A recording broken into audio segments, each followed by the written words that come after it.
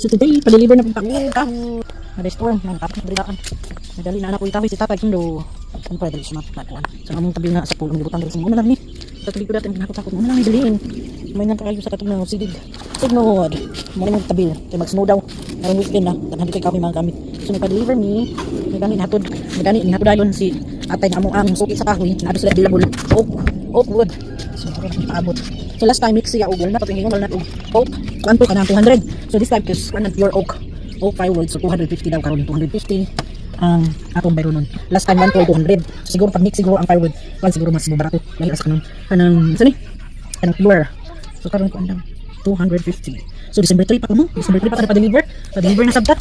Paano ko sa tugnaw din ni adyo kayo kanang kalas kayo og kahoy. So iyang gi karon kong buntag na message, may gali kayo. Nagtype siya dayon tapos ihap lang i-deliver dayon kay kun lagi ka nang naay bad ang weather kami ka. So start siguro tomorrow Friday or this weekend. So iyang gihatod karon dayon kay kun daw kanang before daw ang bad weather. So nataabot ko karon ni tatay.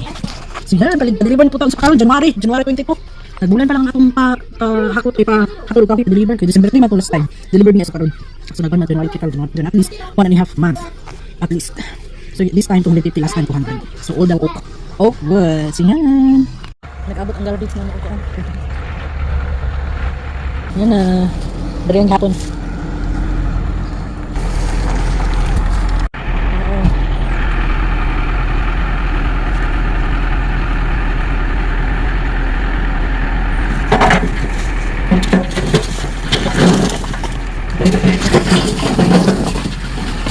Very good.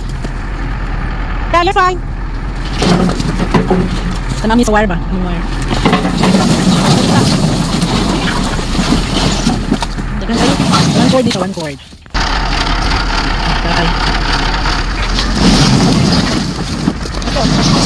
Yep, you're fine. Yeah, you're fine. Yep. Signal me. Ano siya? Okay. Tubalog po. Tubalog ang tubalog. Sabi sa nakatay. Here na siya. Nindot na kayo, dili kay siya kuan. Katong murag nasa kanang bagong kuan binuak. Siya nakatong bagong pa-deliver.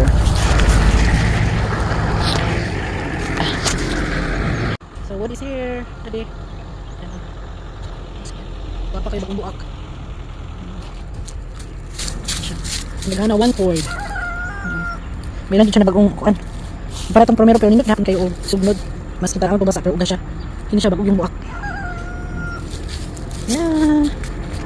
Nagdalikat ni sa tindahan niya doon sa nung balay pag-abot na mo nag-i-cart kadaghan kayong tao ng grocery tungod kini moabotay na winter storm. Karong Biyernes ang pigtagtanan.